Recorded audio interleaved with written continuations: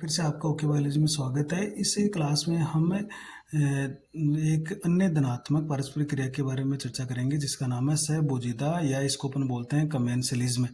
इसको हम लिखते हैं प्लस और जीरो। प्लस जीरो का मतलब ये यहाँ पर है कि एक जाति को तो फायदा होता है और दूसरे को न तो लाभ होता है न हानि होती है। तो इस तरह की पारस्परिक क्रिया होती है वो सहबोजिता कहलाती है। तो इसके अपन उदाहरण भी पढ़ेंगे कि यह दो भिन्न जातियों के बीच होने वाली ऐसी पारस्परिक क्रिया है जिसमें एक जाति को तो लाभ होता है और दूसरी जाति को न तो हानि होती है और न लाभ होता है, यानी प्लस जीरो है। तो ऐसी पारस्परिक क्रिया सहबोजिता कहलाती है। मतलब एक को लाभ हो जाता है लेकिन दूसरे को कोई फर्क नहीं पड़ता है, न तो लाभ हो रहा है न हानि हो रही है। अब इसके उदाहरण अपन पढ़ते हैं। देखिए, जैसे आम की शाखा है, उस शाखा पर अधिपादप एपीफाइट के रूप में आर्किड पौधा उग जाता है। तो ये आर्किड पौधे छोटे पौधे होते हैं, ये अधिपादप होते हैं। आम का पौधा बड़ा है, तो आम की शाखा पर छोटे जो अधिपादप के रूप में आर्किड पौधे हैं वो उसके ऊपर उगते हैं। तो कहीं ना कहीं ये सूर्य के प्रकाश के लिए या आर्द्रता के लिए, तो जैसे आर्किड पौधा है ये आर्द्रता के लिए वहाँ पर उगता है और अपना जीवन यापन करता है। तो इसमें क्या होता है, आम को तो कोई लाभ नहीं होता है लेकिन आर्किड को यहाँ पर फायदा होता है। इसी तरह से जो वेल होती है स्तनधारी, उसके पीठ पर अधिजंतु के रूप में बारनेकल, देखिए ये बारनेकल द्वारा आवास बना लिया जाता है। तो जो वेल होती है उसके ऊपर ये राउंड शेप में बारनेकल उसके शरीर पर चिपक जाते हैं। तो ये इसमें वेल को तो कोई फर्क नहीं पड़ता है लेकिन बारनेकल को जरूर यहाँ पर फायदा होता है। ये बारनेकल क्या होते हैं, ये आर्थ्रोपोडा संघ के ही जंतु होते हैं जो समुद्र में पाए जाते हैं। तो इसकी पीठ पर ये चिपके हुए रहते हैं। यहाँ पर आम के पेड़ और वेल को कोई लाभ नहीं होता है लेकिन आर्किड व बारनेकल को लाभ होता है। अगला एक उदाहरण अपन पढ़ते हैं। जैसे बगुला पक्षी और घास चरने वाले जो पशु होते हैं जिनको चारण पशु कहते हैं, उनके बीच में भी एक संबंध होता है। देखिए, तो हम देखते हैं कई बार जानवर जब घास चरते रहते हैं तो वहाँ पर उसके आसपास बगुले मंडराते रहते हैं, तो उनके बीच में भी एक संबंध चल रहा है। तो वहाँ पर क्या होता है, सीधे तरीके से भैंस को कोई फायदा नहीं होता है लेकिन बगुला को जरूर फायदा होता है। तो वो कैसे कि जहाँ पशु चरते हैं उनके पास ही बगुला भोजन प्राप्त करने के लिए रहते हैं या घूमते रहते हैं। क्योंकि जब पशु चलता है घास चरने के लिए एक स्थान से दूसरे स्थान पर पशु धीरे धीरे चलता है तो वनस्पति या जो घास होती है वो हिलती है। उसके हिलने से क्या होता है, कीट बाहर निकलते हैं और इन कीटों को बगुले खाते हैं।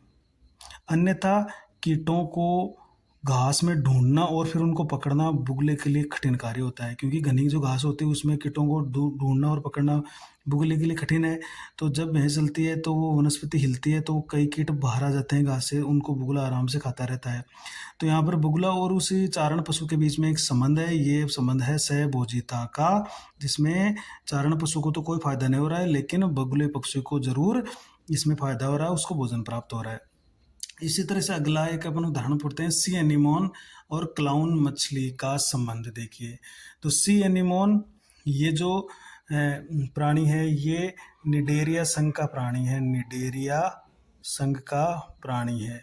तो निडेरिया संघ का नाम एक स्पेशलिस्ट की एक हमें विशेषता पढ़ते हैं कि इसमें दंश कोशिकाएं पाई जाती है। देखिए, तो इस समुद्री एनीमोन जो समुद्र में रहते हैं और जो क्लाउन मछली होती है, एक छोटी मछली है ये, उसका क्या संबंध है।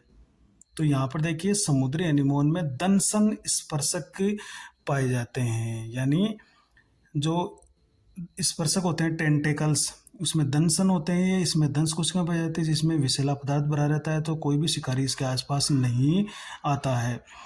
तो जिससे जिनके बीच में ये क्लाउन मछली जो होती है ये रहती है। तो देखिए, हमने इसका चित्र बना रखा है। ये एक सी एनीमोन है, इसके ये बड़े बड़े हैं, ये दंशन स्पर्शक है। अब इनके बीच में ये छोटी मछली है, वो क्लाउन मछलियाँ आराम से निवास करती है।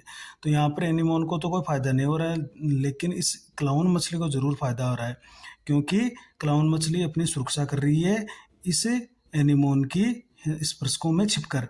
तो इनके बीच में क्लाउन मछली रहती है। दंशन स्पर्शकों के कारण मछली को परभक्षियों या शिकारियों से सुरक्षा मिल जाती है, क्योंकि ये दंसन स्पर्शक इसमें दंश कोशिकाएं पाई जाती है, विषैला पदार्थ भरा रहता है, तो कोई भी शिकारी इसके आसपास नहीं होता है, तो ये क्लाउन मछली अपने आप को सुरक्षित महसूस करती है।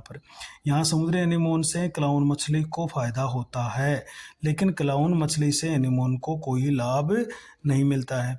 तो एक को फायदा हो रहा है, दूसरे को कोई फायदा या नुकसान नहीं हो रहा है, तो ये संबंध भी है हमारा सहभोजिता का। तो यहाँ पर प्रश्न आ सकता है कि सहभोजिता क्या है, इसके प्रमुख उदाहरण है।